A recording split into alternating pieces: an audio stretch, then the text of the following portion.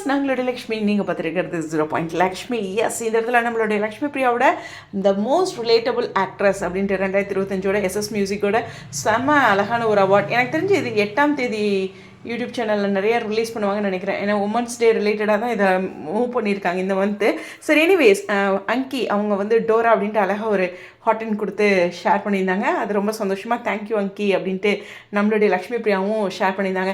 யார் இந்த அங்கி அப்படின்னா, இவர் வந்து ஒரு சினிமாட்டோகிராஃபர். அவருடைய பேஜில் போய் பார்த்தோம்னா யார் சந்திச்சாலும் ஃப்ரம் எஸ்எஸ் மியூசிக் அப்படின்ட்டு அந்த லொக்கேஷனில் சந்திச்ச மாதிரி நிறையா கொடுத்துருந்தார். சிவகார்த்திகேயன்லேருந்து சத்யராஜ் சார்லேருந்து எக்கச்சக்கமாக ஒரு பெரிய லெவலில் ஒரு ஃபிலிம் மேக்கர், சினிமாட்டோகிராஃபர்ன்ட்டு இது மாதிரியான நட்பு வந்து நிச்சயமாக லக்ஷ்மி பிரியாவுக்கும் அடுத்தடுத்த பயணங்களில் உதவும். ஸோ டோரா அப்படின்னு ஒரு மென்ஷன் பண்ணோன்னே எனக்கு பிரணவ் தான் ஞாபகம் தான். ஏன்னா பிரணவுக்கு ரொம்ப பிடிச்ச ஒரு பர்சன் டோரா. ஸோ அவரோட பர்த்டே தீமே வந்து இந்த வருஷம் நான் டோரா இந்த கான்செப்ட் தான் வச்சுருந்தேன்.